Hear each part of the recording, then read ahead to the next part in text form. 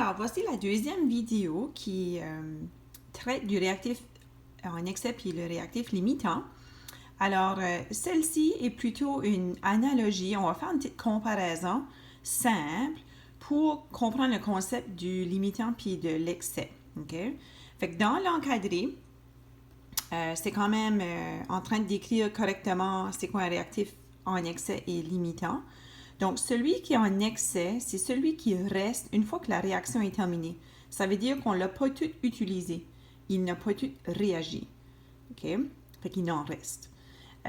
Puis le réactif en limitant, c'est celui qui est entièrement utilisé. Donc, une fois que la réaction démarre ou à la fin de la réaction, celui-là, il n'en reste plus. Il a tout été utilisé. Donc, on avait exactement la bonne quantité.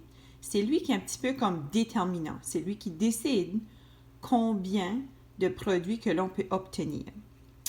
Alors, tenant ceci en compte, allons voir notre petite comparaison. Fait que la comparaison que je fais, c'est la même qui est décrite dans votre livre de chimie 11 à la page 251.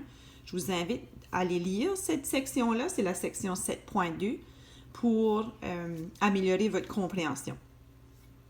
Fait que l'analogie parle de faire une salade. Fait que je sais que c'est un petit peu banal, mais le point, je pense que ça va être bien. Fait que, imaginons, pour faire une salade très simple, on a besoin de laitue, concombre et tomates. Peut-être une salade un petit peu plate, mais en tout cas.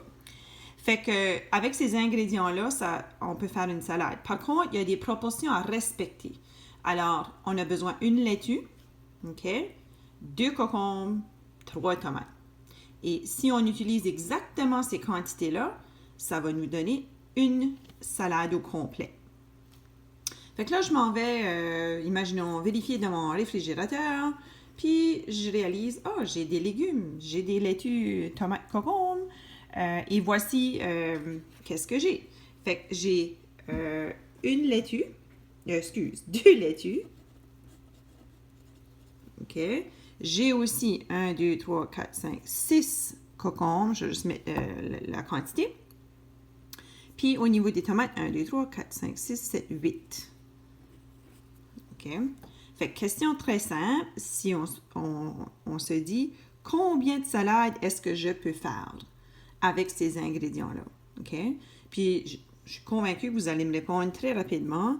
On peut faire 2 salades. OK.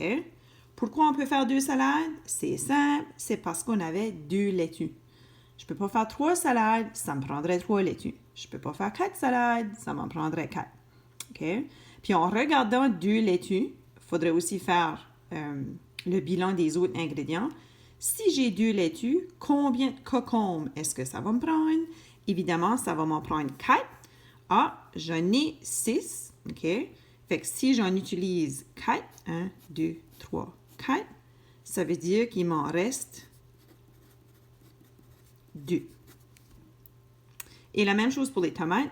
Si j'utilise 2 laitues, chaque salade, si je fais 2 salades, chaque salade prend 3 tomates. Fait que ça me prendrait 1, 2, 3, 4, 5, 6. Et là aussi, il m'en reste 2. OK? Je sais, c'est simple.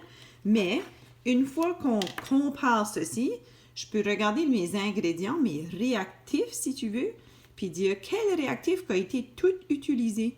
OK? Mes 2 laitues, je les ai toutes utilisées. Est-ce qu'il m'en reste? Non, il m'en reste 0.